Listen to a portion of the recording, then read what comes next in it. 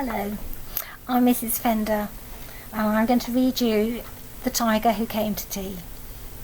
I've got a very old version of this book. I'm afraid it's a bit tatty because I've had it for a long time, but it's still the same good story.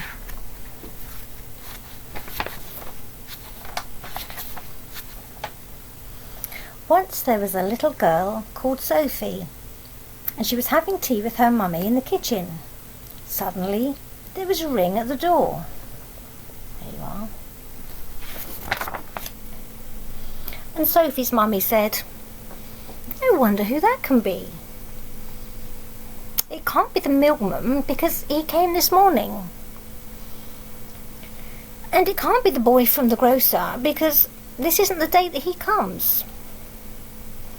And it can't be Daddy because he's got his key. We'd better open the door and see who it is."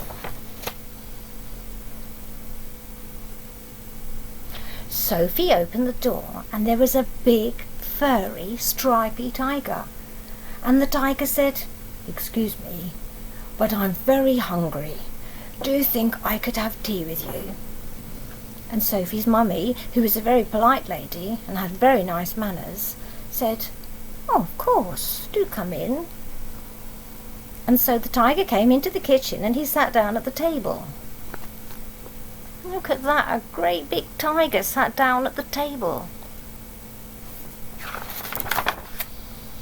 And Sophie's mummy said, "Would you like a sandwich?"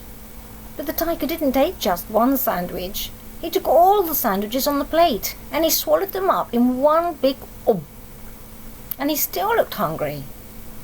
So Sophie passed him the buns. Can you see that? Buns is another word for cakes. It's very greedy, isn't he?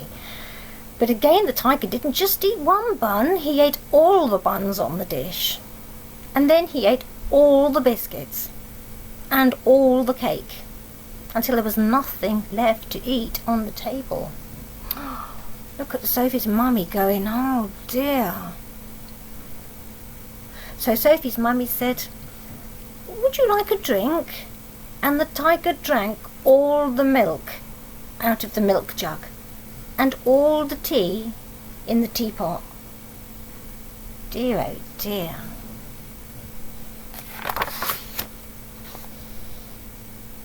Ah. And then he looked around the kitchen, which I think was a bit rude really, to see what else he could find. He's huge, isn't he? Look, Sophie's giving him a cuddle. So he's a bit greedy, but he is a friendly tiger. He ate all the supper that was cooking in the saucepans. And he ate all the food in the fridge. It was very naughty and quite rude. And all the packets and tins that were in the cupboard.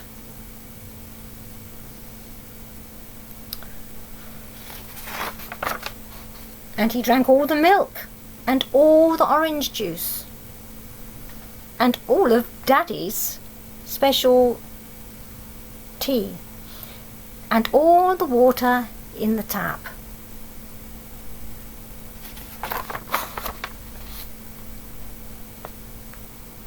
What a mess. And then he said, "Thank you for my nice tea. I think I better go now." Sophie's mummy said, "Oh, I don't know what to do. I've got nothing for Daddy's supper and the tiger has eaten everything." And Sophie found she couldn't have her bath because the tiger had drunk all the water. And then, just then, Sophie's daddy arrived home from work. "Hello, I'm home," he called.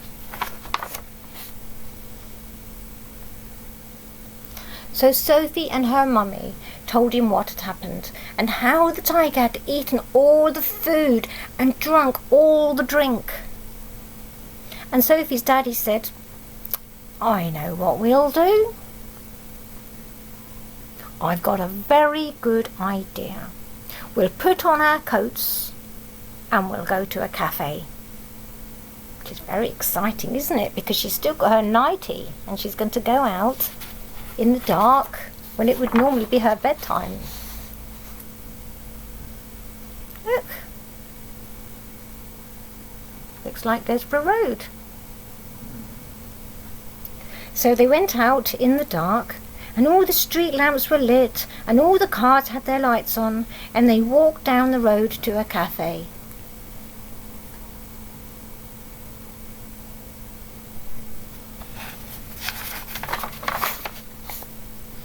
And they had a lovely supper, with sausages and chips and ice cream. And in the morning, Sophie and her mummy went shopping. And they bought lots more things to eat. And they also bought a very big tin of tiger food, just in case the tiger should ever come back. I've never seen tiger food in the shops. But he never did. There you are. That was a nice story, wasn't it? Okay, bye-bye. Perhaps I'll do another one tomorrow.